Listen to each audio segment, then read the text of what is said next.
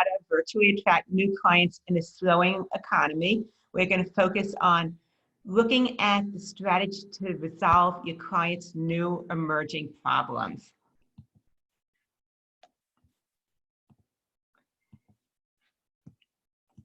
Oopsie. Okay, and basically with coronavirus, as you know, it has infected the entire globe in one way or another. There are so many businesses that are shutting down, have been shut down, will continue to shut down, and there are so many, there's a strong part of businesses that are actually booming up because of this. Therefore, it's not just all on one side of the scale, it's across the whole spectrum, even though most of what we're hearing is about the shutdowns that are happening and the first responders also. When we were first looking at doing this, we were going to focus on doing a webinar on pricing strategy. However, with things suddenly changing so quickly after we decided to do a webinar and we set the topic, we made a switch at the last minute that we wanted to really focus on a more relevant need to the people that we're connected with, which is how to continue to attract clients when all of a sudden it seems like business as usual has come to a standstill. From the research that I've been doing, I have seen that your business is probably in one of 4 different categories. The first one is shut. You are just closed down. There is nothing happening. There's really nothing you can offer based on how your business was originally established. So business is closed for you. The second one is teetering, where you are able to continue doing business. You still do have some coming in, some cash flow also. If this extends for too long though, you're going to go from teetering to shut. The third category is actually really interesting.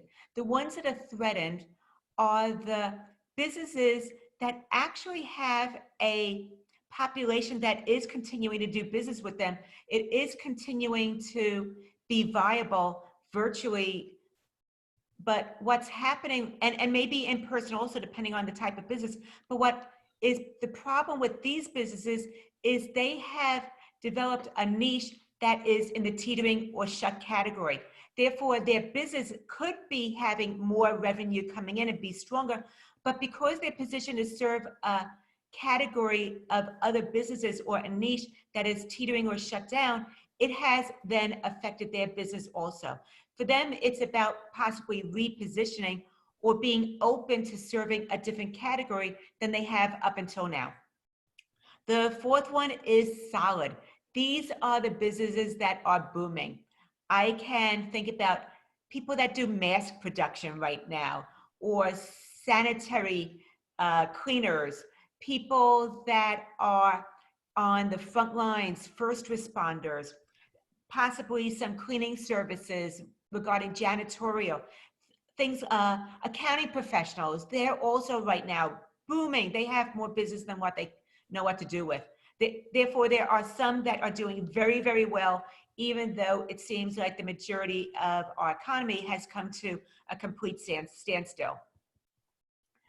With that, so many businesses, the ones that are in person, the ones that are regional, that have done face-to-face, it is really reshaping how we're doing business. I was talking with a local company just yesterday that does all their business in person. They're very, very hands-on.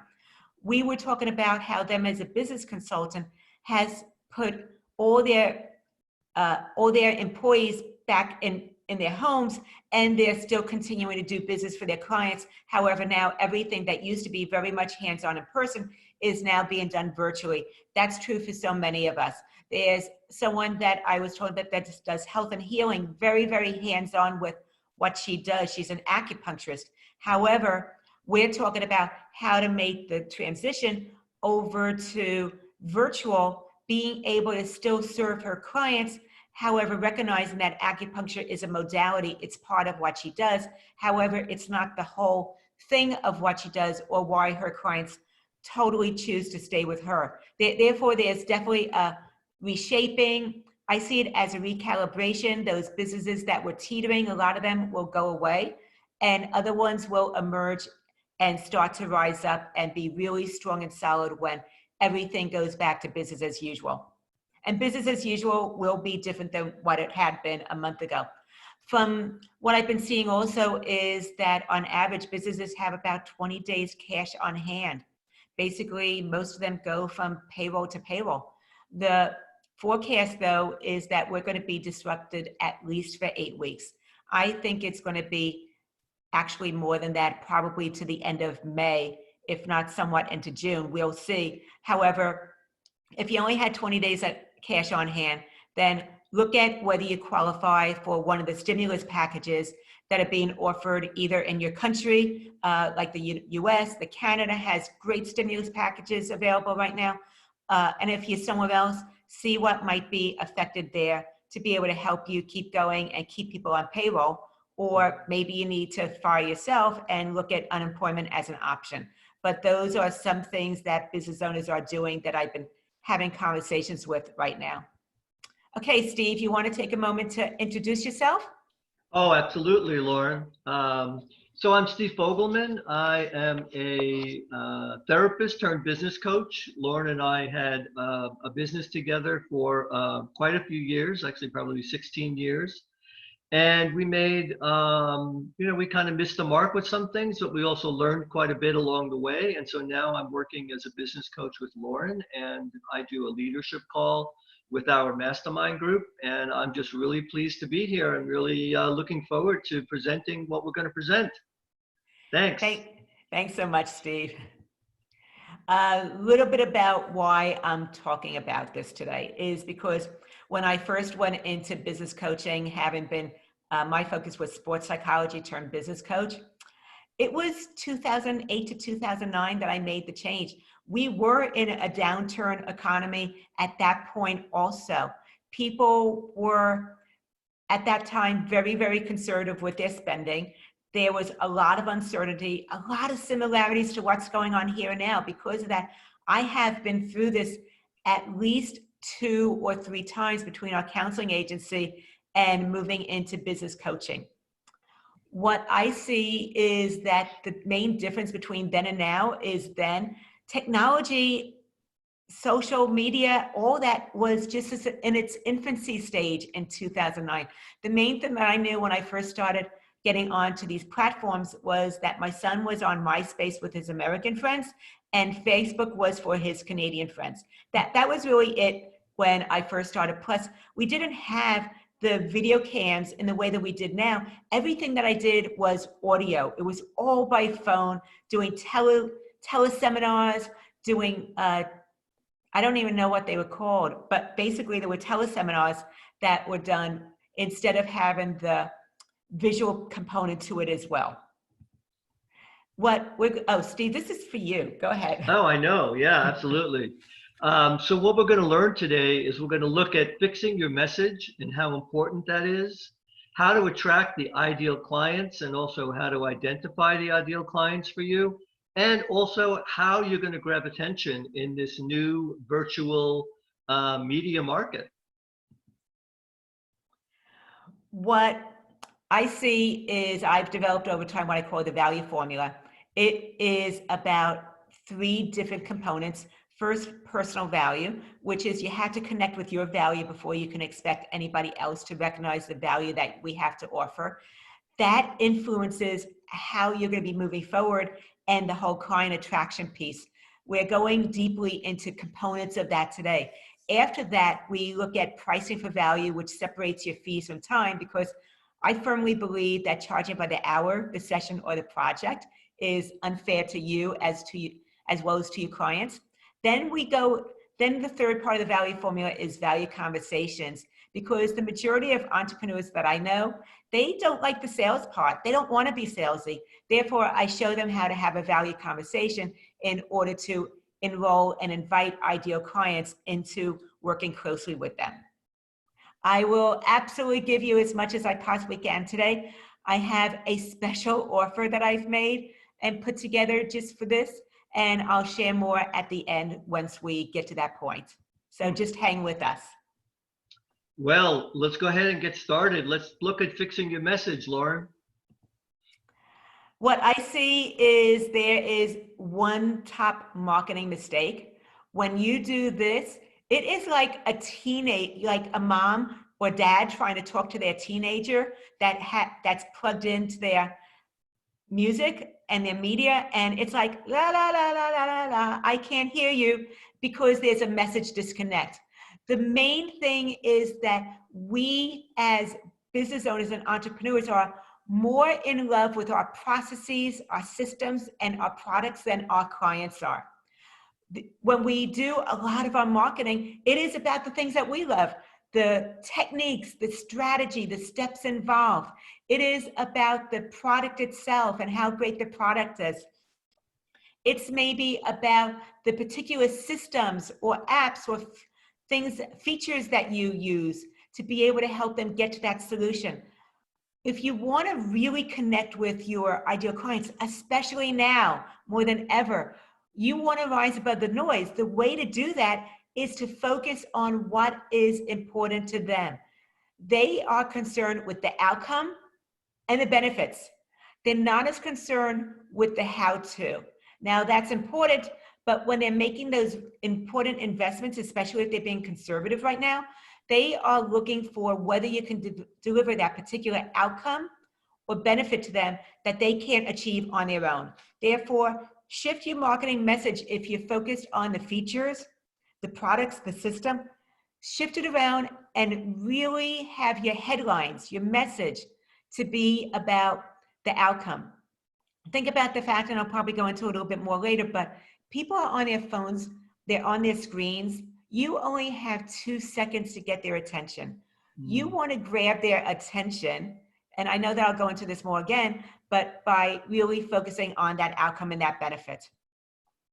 The other thing that means, coming at this from a different perspective, is step into your client's shoes. That means look at things from your client's perspective as opposed to your perspective. Most businesses that I see actually make that mistake where they are looking at what they do from where they are, because we've spent so much time, energy, education, invested money into getting to where we are, to being able to do that thing, to solve that need, to have that credential. What I will say is that those things are more important to you than they are to your clients. Once again, take a moment, step into your client's shoes. Think about it. When you're searching for something, what is it that you're looking for? It's usually that you have a problem and you're looking for a solution. Now, you might be looking for a variety of solutions, but what is it about maybe one company versus another that grabs your attention and has you decide to make the time, money, effort investment in that particular business? Once again, step into your client's shoes as opposed to just looking at things from your perspective when you're doing marketing. There's 3 questions you want to start to answer in order to really help to shift into your client's perspective, to step into their shoes and be able to connect with them. The very first one is, who do you serve and what right now are they struggling with? That's because what they're struggling with now has reprioritized. The problems that they had maybe a month ago just went away.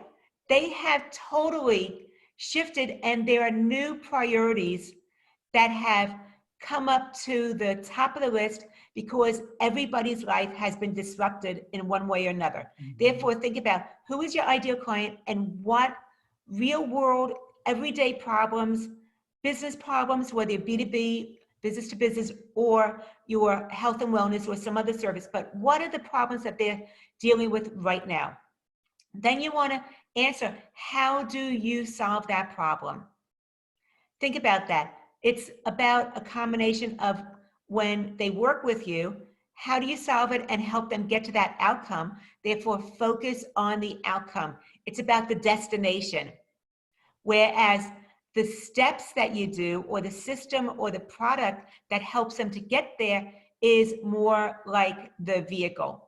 If you think about going at this point to get groceries, if you're not having them delivered and you're still going out to get your groceries, being able to get fresh eggs, maybe some new wipes, at this point masks, which are at a premium, you can't even find them, but being able to get those things in order, it's not that you want necessarily those things, but those things are going to be part of survival for some point, for some people. The masks are necessities at this point, the gloves, the wipes.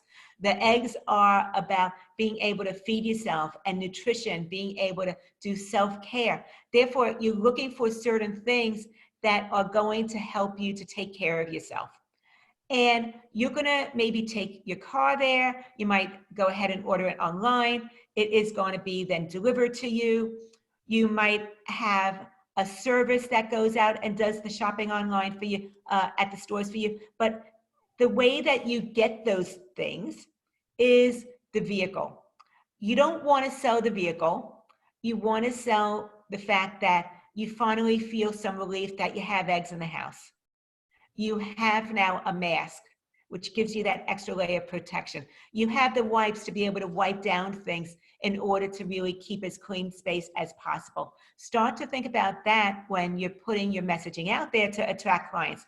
And then the what is thinking of what is possible for your clients once you help them solve that problem. An example is, okay, if we're going to look for eggs and produce and masks, once I have that, I feel some relief. I feel a little bit less stress, a little bit more security, that I've done some things to really take care of myself while I'm sheltering in place. And think about it from that perspective for your client is, once you're able to accomplish that thing with your clients, get them that benefit or solution, what is possible for them next? Steve, did you want to talk about this a little bit? Yeah, this is a really interesting slide because it looks at, on the left side, this is an example of a profile that an owner wrote for themselves. And on the other side is how we rewrote that as a benefit-driven description. And if you notice on the bottom, I don't even know what value-added activities are, but non-value added. Non-value added, yeah. This was purely written from, like you were saying, and like the things that we do, but then we rewrote it to talk about what was really important for the client. One of the things that you're also alluding to is that when my client first wrote the before part, this was on a profile where a lot of people come to hire bookkeepers, accounting professionals. This was her profile first, but she wrote it from the perspective of being in the industry. If I'm looking as a consumer to hire someone and I see this, as you said, I don't even know what non-value added activities mean. Right. A lot of things like outsourced accounting solutions. It sounds like I might need that, but it's not really clear enough to me to really understand what that is. That therefore, yes, there's a lot of words there, and it sounds like she knows what she's doing, but it doesn't really have much relevance or meaning to me. Therefore, it's not going to hold my attention, and I'm going to continue looking until I find someone that is actually speaking to me. This is what we did with the profile afterwards, is really made it relevant to what is going on right now because of coronavirus and how it's affecting people's businesses. She wrote it more from the perspective of the client and what they're needing and what they're struggling with than really from industry speak and her perspective. With Kelly, when I first connected with Kelly, Kelly is very, very passionate about nutrition. She is also a person that is a perfectionist, doesn't want to have pushback or controversy. That's what happened when we first met.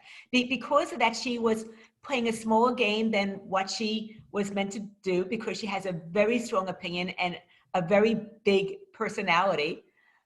The other part, though, was that she was just holding herself back. Because of that, her practice was kind of vanilla. It was kind of boring. It would take her too long to get something out there because she was overthinking it. She was worried about negative comments or the things that she put out there not appealing to everyone. When we started working together, we shifted from looking at things in her perspective, once again, to really figuring out who her ideal client was and what they needed to hear, shifting away from trying to appeal to everybody, just honing in on what that messaging was for that ideal client. Being able to move away from perfection and towards excellence, where it was okay if it wasn't perfect. Because that she really connected to her messaging about helping, I believe, middle-aged women be able to get into their best shape by getting away from convenience packaged foods that were, in her opinion, filled with a lot of non-essentials, getting back into the kitchen, being able to really take the time and put the time in your calendar to cook your foods in order to have really nutrient-rich foods that were going to be better for you and be able to shed weight off by making a lifestyle change that you were able to continue beyond just working with her. The other part that happened is she really got connected with how not only is this good for your life, but really coming from the exercise as well as the heart health perspective. As she began to do that, she was speaking on more stages. Then the American Heart Association found out about her. They reached out to her. They asked her to become a spokesperson. From that, things just flew. She was moving in a whole new trajectory that never would have happened if she would have continued to hold herself back, to have been average and saying all of the nice things in order to avoid stepping on toes, but by getting really, really specific and being okay to get on this rant, which I'll go into a little bit more, that eating all these packaged convenience foods is killing you. And really coming from that message, that was what got attention. That's what got her onto morning shows across the country, and then eventually as a spokesperson for the American Heart Association. So just think about where maybe you're holding back and you're not being strong enough, and what would happen if you really honed into what your ideal client needs and you really became outspoken about something that would make a significant difference for them, whether it's business or personal. And let's take a look at how you attract your ideal clients, because I think that that's really important. What I see is a lot of times with marketing, it is a matter of who's chasing who.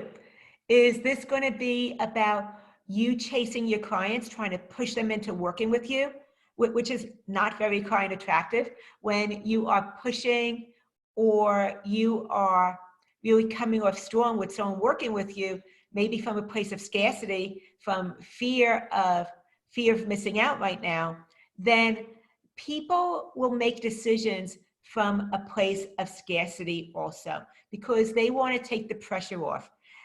When they feel that you're pushing them into working with them, pressuring them in some way, whether it's through your marketing or having a conversation with them, they will do one of usually two things. Either they will resist, they'll fight back, they'll make you wrong in some way, or they will submit, where they give in, but they're giving in not because they 100% really want to work with you and resonate with what you're doing. They'll give in to relieve the pressure that they're feeling inside, to reduce that stress that's going on within them.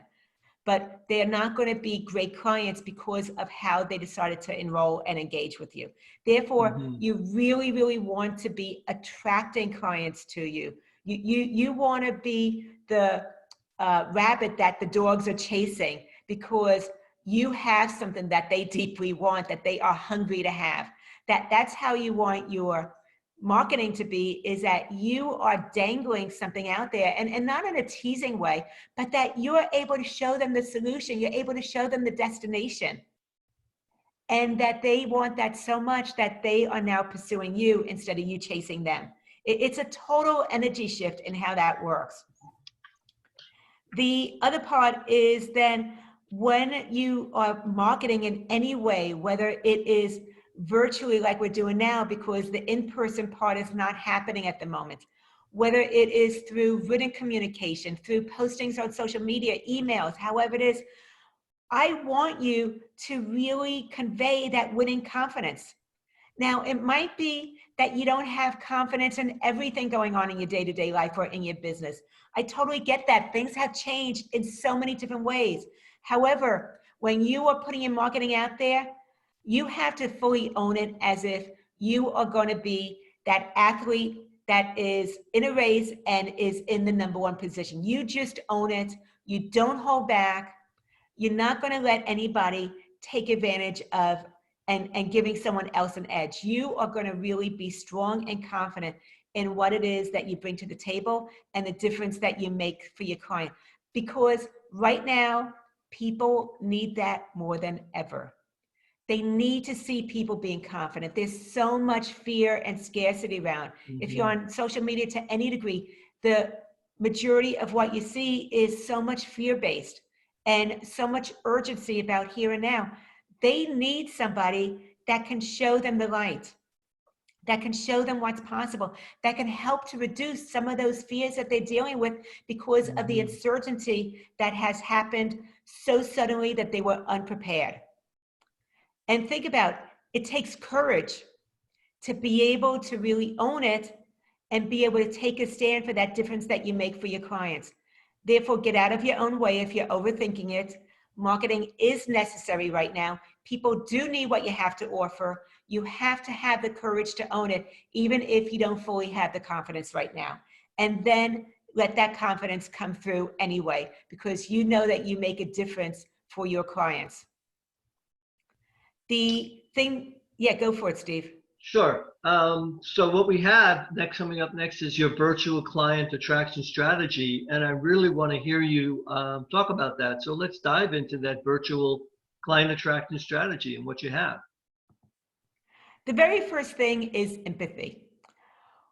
This is the first of 5 steps that I'm going to be sharing with you. With empathy, it is really letting your clients know, the people that you work closely with, the people that you help that are in your category, how deeply you care, that you really truly care about them, that you understand, because what they're experiencing in some way you are experiencing also. We are all unified in somehow being disrupted. Let them know how deeply you care and that there is a solution, that you can be part of the solution. This is about right now of us unifying together as opposed to dividing apart. I know, Steve, that you had a example that you felt was so relevant and wanted to share. Oh yeah, absolutely. I think you're all familiar with Drew Brees. He's the quarterback for the New Orleans Saints. Well, he just gave the city of New Orleans, for their COVID-19 foundation, he just gave a $5 million donation from his own personal money. And I think that that's really stepping up and putting your money where it can really do the most good. So right on, Drew Brees. Absolutely. Thanks so much for sharing that, Steve. And I know that when you saw that, it really, really touched you deeply about someone just, dipping into their own pockets that could give and went ahead and did that. The truth is that there is evidence about that happening all over. And that there's so many different ways that we're each and every one of us had the potential to do that. Absolutely. The next thing you want to do is focus on the experience. What if someone is working with you? What is their experience of working with you? Be able to explain that in the way that you market people, the way that you're getting your message out there. That could be with giving some before and after case studies, sharing testimonials, possibly even having a client or a previous client get on a video with you. It could be live, talking about what it was like to be able to work with you. Have it come from their own words, because written testimonials are great. Video testimonials are powerful. And think about how you can get out there and share about the client experience from their perspective as opposed to your perspective. Because once again, it then lets them envision in their mind, when they hear about how somebody else worked with you and got that outcome, they're envisioning in their mind how that might be possible for them too. The, And I yeah. know, Lauren, that you frequently talk about, you have a great expression about, don't give away the store, but don't give away the entire mall. And I Oh, think that really applies to this whole concept of education. So why don't you talk about that a little bit? I believe what you're referring to is when I say that it's okay to give away the store. You can't give away the entire mall. Hmm. The truth is that it is about deeply giving people information at this point, because when someone is making some type of decision as to how to invest, they are going to their screens. They are Googling things, they are researching. They Hmm. are pretty much 74% already educated and informed about the options, about the approach before they even reach out to someone or make a buying decision. Because of that, I want to encourage you not to go dark. This is where you need to show up and share. You want them to find you, giving your information now about how you are able to make a difference. Teach them how it works, what's possible, why it needs to be a certain way, some of the things that they might be overlooking or avoiding just because, or not even realizing they need to ask simply because that's not their area of expertise. However, it is yours. Go ahead and freely inform them about that, because when you are educating them, that means that they are going to your resources. They are seeing you as one of the experts out there. It positions you with authority. When that happens and they start consuming your material, getting information from you and seeing you as that resource, they are developing that know, like, and trust factor. Well, the know, Hmm. like, and trust factor, as you know, translates, Steve, well, you know what it is. Do Hmm. you want to share that? About know, like, and trust or the Mhm. VCP? Oh, that it translates into VCP. Uh-huh. Yeah. Well, know, like, and trust. Basically, when your customer gets to know you, like you, and trust you, then you get visibility, and that goes into credibility, which basically then goes into profitability. Right, right. So the know, like, and trust factor, the KLT, translates actually into VCP. The visibility is first that they are finding you on the internet. They Hmm. are starting to look at your resources, your materials, your information. Believe me, you can't give it all away in one blog post or one Facebook Live or one webinar as we're doing now.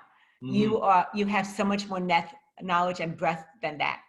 Then as they started to consume your information, finding you, then it builds credibility. This means that they're beginning to trust you. They're starting to connect with you, your message, and how you show up, or your way of looking at things, your approach and your style.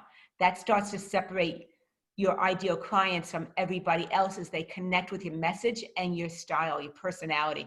Therefore, you want to let your personality come through. When you have these people that are going through the research phase, they've done the research, they're ready to take that next step. Because you have now visibility and credibility, it leads to profitability. There's a certain percentage of them that are going to be reaching out to you because they believe that you are the one that's going to be able to help them get to that destination, that outcome, that benefit, that solution that they can't achieve on their own.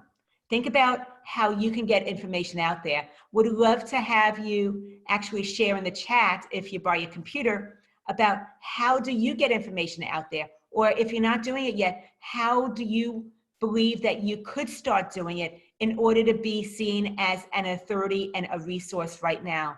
The other thing is that towards the end of this, we're going to share a way that we're giving away even more free information for you to be able to continue to have deeper learning from us, because we want to be part of the solution. We want to be like Drew Brees. We want to go ahead and give back to the community right now. Therefore, we'll go ahead and show you how you continue to have some deeper learning and actually some deeper coaching conversations with us, where we are getting our hands on what's going on with you and answering some of your problems so that you can then go ahead and move forward and serve at a higher level. Hmm. Yeah. With Engage, so much of what I do with speaking is in person. We do a ton of network. We do a ton of speaking in person. That, as you know, has gone away. My calendar, as far as my local speaking opportunity, not my local ones, my current ones between the next couple months, they've all been canceled. Because of that, I'm doing even more things virtually than I ever was before. And I was doing a lot before. I'm doing even more. Over the last couple weeks, I've been on at least 3, if not maybe 5 different podcasts and summits. Examples are with Christine Blasdale, Out of the Box. She is coming from a place of marketing. She is a powerhouse. If you want to catch her, well worth listening to what she offers. And then a lot of the people here know Tom Poland, and that Tom Poland and I were on one of his podcasts also. And he has quite an interesting podcast. His style is the interview is in 7 minutes. He asks you certain questions. You have to beat the clock.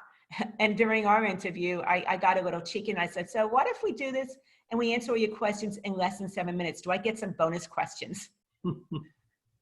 Yeah, that was his response also. I'm sure.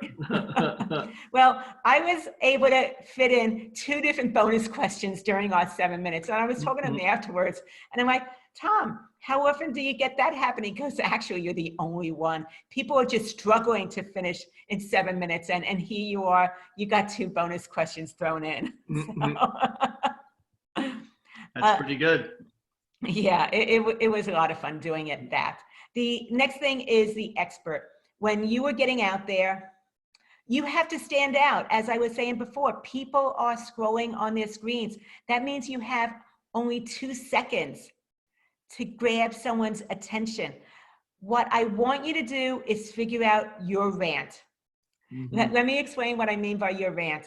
This is about something that you know, and when you see people putting out information that's contradictory to that you know isn't the best result, or you know isn't to be true, you just get up in arms about it. This is your message. This is what you stand for. This is where you help your clients in order for them to help themselves. You truly believe that this makes a difference. You've seen the results. However, people commonly believe something else because it's been always looked at a certain way, or that's how it's always been up until now. Think about what your rant is that you want to be able to really use as your headline. If you only have 2 seconds, you want to lead and grab attention with that. My rant is about people charging by the hour. I believe that it's so important to separate your fees from time. So if you charge by the hour, the session, or the project, it is unfair to you as well as to your clients. I am advocate on a mission to separate your fees from time because I don't want it to be unfair to you and unfair to your clients. That is a different topic, not today, but it is part of what I'm going to be offering and talking about later on at the end if you just hold on for a couple more minutes. So think about, what is your rant? What is it that you know to be true that totally makes a difference, gives everybody an edge, gets them the results that you know that they're capable of achieving? It doesn't have to be hard, difficult, or overwhelming. Go ahead and lead with that. Grab their attention like you're shouting it out from the rooftops. This is with Justin, and when Justin and I first met, basically he was working with everybody. He was a generalist. He was doing work for all different types of businesses. He was doing business taxes as well as personal taxes. It was anybody and everybody. As we started talking, he started thinking about who he wanted to really work with because he likes doing things a little bit of the cutting edge. He sees himself as Robin Hood, where he is keeping money out of the pockets of Uncle Sam and keeping it in his clients' pockets. That's how he looks at it, is he's really like Robin Hood. He wants the people to keep their money as opposed to paying more taxes than what they need to be paying. As we started really working closely together, then the cannabis industry, because he's in Oregon, was starting to take off. It wasn't legal yet, but it was just starting to get to that point where it was going to be legal. He moved in that direction. He consumed information to understand how to do taxes for the cannabis industry in Oregon, because as you know, it's not federally recognized, but it's recognized in some states. It's a state by state decision. Because of that, there's a lot of ways that they can't deal with money like other businesses can. It's a cash business. And how do you do banking? How do you accept credit cards? How do you do payroll? He would, and what are some of the things when filing taxes when you don't have a business that's recognized by the federal government? He became an authority on that, being able to speak at conferences where his clients were at, also speaking at conferences in his industry for other people that wanted to move in that direction, that specialty too. It made a whole difference to where he was able to pay down his debt in 4 months as opposed to 5 years, because he was really able to hone in on something and specifically get targeted instead of trying to work with anybody and everybody. So the next thing, Loren, is looking at grabbing attention. And before we do that, I wanted to just kind of recap on the 5 steps that you shared. The first one was empathy, and then experience what it's like to work with you, and then to educate your customer and to engage, and also don't go dark, but become the expert. And I was just curious if anybody joining us, if they know what their rant is, what is it that they take a stand for? And if you want to go ahead and put in the chat, would really love to hear, what is it that you take a stand for, where you are an advocate for your client? When you have become aware of something that's different than what people popularly believe to be popular. Would love to hear what is maybe something that you're taking a stand for. And when your clients get that solution, it just opens up the potential of letting them be free to move on to that next piece that they're supposed to be doing. Steve, did anybody share anything? No, we've had actually an interesting chat going on with Michelle. She wanted to know if you can't use your clients because there might be some issue about they have an addiction or trauma and they don't want to be on video. What else can you do? Sure. Let me go ahead and ask that first. Sure. Answer that first. What you can do is case studies where you protect the identity of the client, but you're just giving an overview without sharing any specific information that would that would risk the identity of that particular client. Steve and I come from a background of being in health and wellness, also with a mental health agency. We understand HIPAA. We understand the additional securities that go on when people are in treatment for addictions also. Therefore, you can give case studies. You can also do stories which tell the story of a journey from before, the impact that it had on them, the struggles, maybe even the resistance of taking that next step, and then what that journey was like and the outcome because they were working with you and they got that result. Yeah. And Kelly says, I take a stand for showing client possibilities that they can't imagine for themselves and give them permission to pursue shelved visions. And Stacy, I'm a wedding and event planner, and my rant is not to see moms in the kitchen or stuck doing projects and missing weddings. I've heard too many stories about this. Absolutely. You don't want your mom or your new mother-in-law to be having people coming to them saying, where's the chicken, right? Yep, absolutely. And missing out on that first dance or something else. They absolutely need event planners. Actually, I'm just going to share a quick story. When our daughter Roxanne got married, we actually insisted that they hire an event planner to help them navigate the wedding because we wanted it to be a positive, memorable experience for all of us. Therefore, total advocate about bringing an event planner, no matter what size your wedding is, into the whole planning part, because it is project management. You have no clue until you've been there and done that. Yep. And last, in the chat, Rihanna says, approaching business with a sustainability mindset. It costs less, and we need to take more action, improving the environment seriously. Right on, Rihanna. Yeah, I wanted to ask Rihanna, and thanks for joining us. Do your clients understand what sustainability means? And would they be saying it in a different way? It's just something to think about. Make sure that you're able to say it in a way that a 6-year-old can connect with your message, to keep it really, really simple. And it's just something to think about, is that we tend to get into our own industry speak.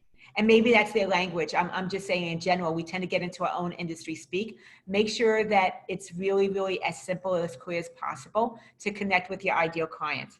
Right. And she says, no, they don't. Makes sense. Great, great. Yep. So that could be wordsmithed a little bit.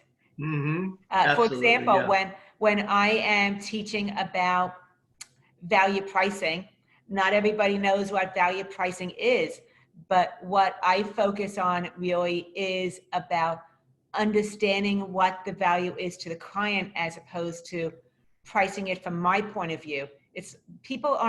When I talk about value pricing, basically the bottom line is that people are buying and investing in solutions. They're not investing in my time.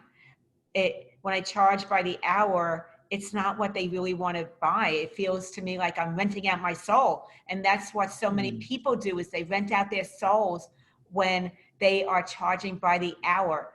When we go to value pricing, then they are investing in an outcome, which is totally different. And we need to have them see that they need to believe that the value of what they get from working with you is greater than what you are charging them. And that's a little bit about what my rant is, and how I shift around, is that people invest in an outcome. They don't really want to buy your time and watch the clock. And when you watch the clock, that brings another layer of complexity that most people don't like either. Anyway, we're going to move on to, go for it, Steve. So needs, wants, and desires. Be aware of what your client's needs are, what their wants are, but more importantly, be aware of what their desires are, and then focus on that. Let me unpack that. Okay. In order to have it be a little bit more relevant, because sometimes we interchange these. Needs are the basic necessities in order to survive. A lot of needs have now become critical needs.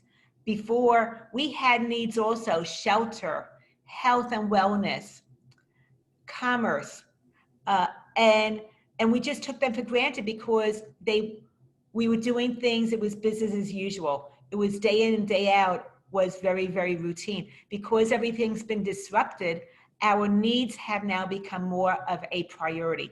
Therefore, you want to really focus on what are the extreme needs that people are dealing with now, that before were not really much of top of mind.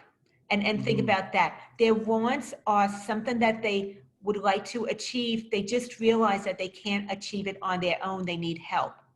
Think about what some of those wants are. When we go back to the example of getting your groceries, it might be that you want someone to do all the shopping and delivery for you, as opposed to you leaving your house to be able to get those groceries. Therefore, the needs are that you need to have those groceries. You need to have food. You might need to have certain types of food depending on dietary restrictions or health. The wants are that you want to be able to get it in the safest manner possible without putting yourself at risk. The desire is future focused. If we're sticking with this about getting your groceries, the desire is that you want to make this through this. You want to be on the other side of COVID-19 without any risk to your health, to your survival, to your well-being. That is, I believe, a common desire in some way that we all have, is we want to make it to the other side with our health fully intact, and the health of our families, our friends, our connections fully intact too. But a lot of us, we're now focused more on us than on them. And there's a lot of people doing good out there that are not focused on themselves. And I believe that we are all doing that to some degree. First responders more than maybe some other people, grocery clerks, people that are still in the stores and helping the public day in and day out. But we all want to be able to make it to the other side with our health intact and that of our loved ones. That is the desire right now. So think about, what are the needs? What is the food that you need to have, the groceries? What are the needs of your clients? The wants are maybe the delivery method, that we want to be able to get our groceries without putting ourselves at risk. And there's many different ways to be able to solve that problem. The desire is that we want to be on the other side of this in an exceptional health. Mm-hmm. Another way to be able to look at this is challenges, solutions, values. We have challenges. Your clients have challenges right now. They have challenges from a business to business perspective, if that's who you serve. They have challenges from health and wellness, day-to-day living. They have maybe relationship challenges that they didn't have before. There are challenges that your clients are dealing with that might be heightened now that weren't heightened so much a month ago. Think about their current challenges, what they are currently really struggling and dealing with. Then once again, think about the solution. What is the way to be able to solve that? That that there is a path forward for them, that there is a way that they could go that would help them to relieve or resolve that current challenge. And when you put those two together, their challenges with your solution, that you know how to take them to that outcome, then that is where they see the value in moving forward with you even now. I will let you know, even now, I continue to have calls with my clients on how to be able to pivot their business, to be able to continue to serve, to be able to help their clients, be able to bring in new clients, and they absolutely are. They're continuing to bring in new clients. I'm also seeing that there are people continuing to look for what I have to offer with helping them price their services right now, helping them be the one that gets seen, because they want to continue to serve and be in business and operational. They need to make some subtle shifts in order to make it more relevant to the current challenges that their clients are seeking. They just don't know how to do that on their own. Mm-hmm. This is Devin, and with Devin, even now, we are continuing to shift her pricing and how she is putting herself out there. Because we've been able to get away from charging by the hour, and she is an attorney who also does bookkeeping for other attorneys. She's very, very highly niche, where her practice is not just law itself, but that she has a whole bookkeeping business that she does only for attorneys. We've been able to shift her pricing, and because of that, her rates have actually almost fivefold. I'll give you an example of what's possible, because this happened just this week on Monday when I was speaking with her. She had someone reach out to her that wanted her to be able to help them with getting their books from on desktop, so in the office, to virtual, so that they can continue to do business and be operational. They needed their books to be really corrected and what's called cleaned up, to be able to move forward and really have a better idea of their finances and cash on hand. What happened is that she gave them a proposal. And before that, I asked her, what would your proposal have been a year from now? A year before we started working together. The proposal that she would have given a year ago would have been $5,000, and they would have paid after the work was done. Because of us working closely together and really her connecting with her value of what she has to offer for her clients and helping them to see that value, she gave a proposal of $40,000 for the same work that would have been $5,000 a year ago, and she got paid up front. Now, the work didn't change. It was she was able to connect with her value of what she brings to the table. She also was able to help them recognize what the value was of investing in her versus somebody else. Because of that, she was able to instead charge $5,000. She was able to charge $40,000 for the same work, and she got paid up front. Think about what that injection of cash, especially right now, has done for her business or would do for yours. Mm-hmm. And this is what I want to do. That's part of why this is my rant for separating your fees from time by not charging by the hour. It's unfair to you as well as to your clients. This is the platform that I am so passionate about, is that it makes a difference for her clients, and it makes a difference for her business, as well as her family too. So here's some of the things that we covered today. You looked at fixing your message, how to attract that ideal client and how to design that for you, and also how to grab attention. And you really shared quite a bit, Loren. I know earlier you mentioned a special offer that you had for our audience. Why don't you let us know what that is? And Steve, can you go ahead and put that link in the chat, please? I will, absolutely. I have a course. I actually just finished the course last time that I ran it, right at the beginning of March.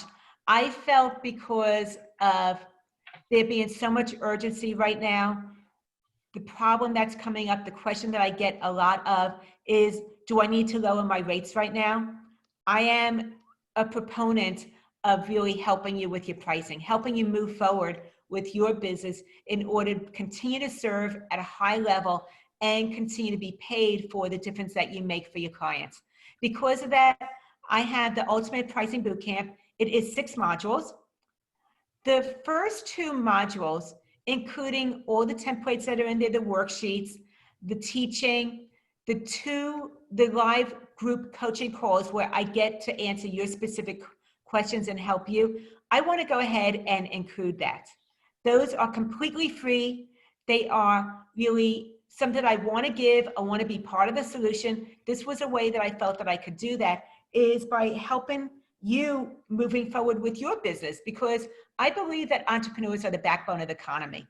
We are the ones that keep this economy healthy, flowing, and moving forward. When entrepreneurs do well, we give back in so many different ways, whether it's time, effort, or money. And when we are able to move forward and lift ourselves up, we take other people up the ladder with us. We take our clients up the ladder with us. We take our family up the ladder with us. We take people we don't even know up the ladder with us. And when we do that, then there are more people that can take other people up the ladder with them too. It's just this wave of positivity and good. And we need so much more of that. And that's why I'm offering the first 2 live coaching calls completely free, and that we roll into the program through April 15th with that. And the first 2 modules include right now, positioning your service. So who is your ideal client? What is the difference that you make for them? Let's go ahead and roll up our sleeves. And that's how I work. I roll up my sleeves. I work closely with you to help you figure that out in order for you to attract your ideal client to you, to let them say yes to working with you in order for you to make a difference with them. And that includes all the things to help you get clarity around that, as well as the live coaching call as well. It's group coaching calls where I am able to really give you some teaching. I answer a lot of Q&A, and then we roll up our sleeves and we actually get the work done. The second part of the module is about how to start to separate yourself from everybody else who is doing something or offering a similar solution. What is your system? Because when you're able to actually articulate and share the steps that you take someone through, it is what gives you part of that authority status. If you think about the people that you look up to, most of them have a system. The people that are the top 1% in your category, in your industry, they all have a system. That's why people follow them. Let's go ahead and define your system in order for your people to follow through with you. Anyway, those 2 pieces of the Ultimate Pricing Bootcamp are absolutely free. If you wanted to continue through the whole 6, then the course is regularly $19.97. And if you wanted to unroll roll up your sleeves with me and really dive in and be able to fully separate your fees of time, then the investment for the rest of the course excuse me, it's $9.97. For a while, we're in it, we're offering it, and we're working closely together. I want you to get the solution because I believe that if you're able to really continue with the course all the way through, you will make your money back if you're still working with clients before the program is over. Mm-hmm. And Rihanna said, take this course. It's priceless information. Marina said, just doubled my hourly prices. We'll see how this goes. And Lauren, if you could put the link in the chat, that would be Oh, helpful okay. on my end. I thought that I Yeah, will absolutely. Sure. I have to find the chat. Okay. I don't know where the chat is, Steve. On the bottom? No, not on my bottom. Oh, okay. Oh, there it is. Hold on a second. You got it. Okay. It is businesssuccesssolution.com/free. I'm not asking for credit card information. I don't want that. In fact, there is going to be a change, if you're not aware of that, beginning, I believe, April 15th, where you have to be very, very transparent and upfront when you're giving introductory offers, where you're asking for credit card information. There's going to be more restrictions and transparency needed on the side of you as an entrepreneur if you're doing that. However, I want to let you know that I'm not asking for any credit card information. I totally believe that if you just take even the first 2 courses, get on the first 2 coaching calls with me, I am going to roll up my sleeves and dive in. I want this to be something that is a win-win for all of us. Rihanna, thank you so much because we did this together. You were in the boot camp that just completed, and I love the direction that you went in because of us having that conversation, working closely together through the boot camp. So it does make a difference. It does work. And Kelly, I see your message. I believe that anything that helps give you more clarity on your marketing and your messaging and who you serve and being able to say it in a way that they need to hear it instead of saying what you think they need to be hearing is going to be something that makes a difference for you. So I believe that you're welcome, Kelly. I believe that if this resonates with you, if you really took something away from today, you want to get more, this is done on freely giving. It lets us have a deeper conversation together. And if you wanted to complete the entire boot camp, it is at a reduced price because I absolutely want to be part of the solution of helping you make a difference for your clients, being able to positively impact our global economy now when we need this more than ever. Anyway, Rihanna says she is, because of the boot camp, Rihanna just said she's charging 3 times more what she was before, and she's no longer charging hourly. So thank you so much for sharing that, Rihanna. I absolutely appreciate that. Like I said, if you go through the entire boot camp and you're still working with clients, you will make back your investment because of the fact that you're shifting how you're approaching things. It will make a difference for your business. If right now you're not working with clients, but you want to be able to separate your fees from time, this will position you to be able to make that difference once you're able to start enrolling clients again. So it's either working on your business now while you're still doing business and being able to make that investment back now, or it will be once it's working on your business now so that you're positioned once you go back into business again, you will be approaching it with a little bit of a subtle shift that will then recoup your investment very, very quickly. I firmly believe that if you do this, you will be able to increase your income without additional hours spent working. It is at businesssuccesssolution.com/free. I will just put that in the chat one more time. If you have any questions about it, oops, sorry about that. Let me make it to everyone.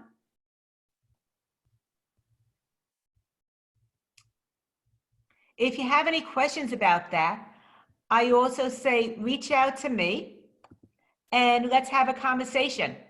Send me an email, reach out, let me know that you want to have a conversation, have some questions. I am absolutely open to doing that because I want to be part of the solution. Thank you so much. Thank you. And Michelle says she just signed up. Love hearing that. Please go ahead and sign up.